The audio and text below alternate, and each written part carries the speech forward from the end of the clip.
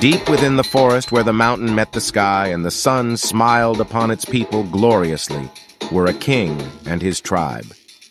One beautiful day, the king and all his people celebrated his queen, for she had given birth to their first child. They sang, danced, and bestowed gifts upon the queen while the child rested in her deep embrace.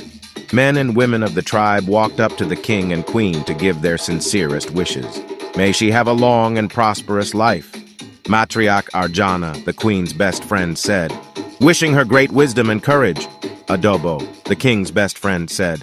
One after the other, they gave gifts and well wishes to the king and queen, all except one who hid in the shadow of the sun. Days later, the king and queen became viciously sick. The king's brother Dabu called for the spiritual healer. A mysterious illness has taken up my brother and his wife, he told the spiritual leader as he approached their hut. The spiritual healer examined them with deep lines in his forehead. I've only seen something like this once. It is caused by the juice of unfit Bligia sapia. They will not live to see the new moon. The village exploded into a chorus of loud whispers. Who would dare poison our king and queen? Where is the child? The healer asked. Here she is. Dabu's senior wife, Adisa, brought the child to him. The spiritual leader took the child, rubbed black coal on her, and whispered so softly not even the birds could hear. Unexpectedly, he cried out, and poof, the spiritual leader and the child disappeared. Now it's 11 or 12 years later. In a village covered by the waterfalls, there lies a girl on a cot made from the leaves of coconut trees. In her mind, she sees herself in the sea surrounded by colorful fishes and vivacious corals. Suddenly, the sea screams, "Run!" The girl opens her eyes, looks around, and realizes she is as dry as dirt. Another bad dream? Her papa asks. Yes. Why do I have bad dreams, Papa? She asks. Because you are gifted and meant to do great things, her papa replies. He then sings her a song of all her favorite things, and she drifts off to sleep. A few hours later, she gets up to do her daily chores while her papa rests. She peels the fruits for her papa and elderly neighbors who no longer have anyone to take care of them. She cleans her arrows for the hunting day ahead, all while singing and dancing around. When her papa gets up, she ventures out to her neighbors, then visits her friends, Boitumalo and Bule. Want to go for a swim? Bule asks her as she gets ready to leave after she spends an hour with them. Maybe later I have to go hunting with Papa. You don't have to do that, you know, Nanny? That task is for males. I know, but who will do it for my Papa when he can't anymore?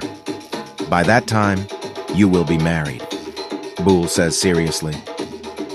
Nanny sighs, unsure to explain to her friends why she hunts.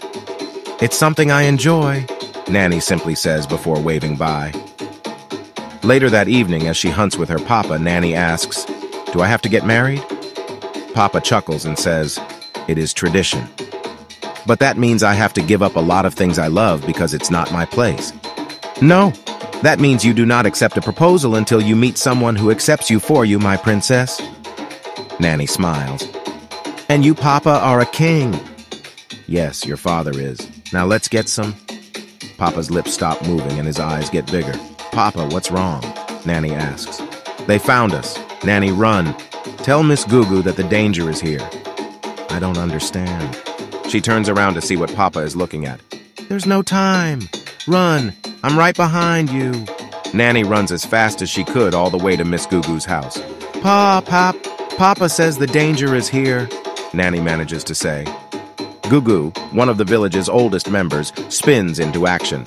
She grabs her cane, her coat, and a book made from bamboo leaves. He said he'll be right behind me, but I don't see him. Nanny looks around. When she looks back at Miss Gugu, she barely catches the clouds in her eyes. Nanny, this whole village is depending on you right now. Take this bell, go to the center of the village and ring it as loud as you can 4 times. The other elders will know what you mean. Nanny sprints off and does as told, ringing the bell the loudest it has ever been rang. Bang, bang, bang, bang. As soon as she does the 4th ring, the children that are around her fall down before her on the floor. Nanny screams. The water rises up as a barricade around the village. Miss Gugu appears out of nowhere beside Nanny. It's okay, they're just asleep. We have a barrier hiding us for now, but they will find us. Do you like this story? Then buy Princess Nanny on Amazon today.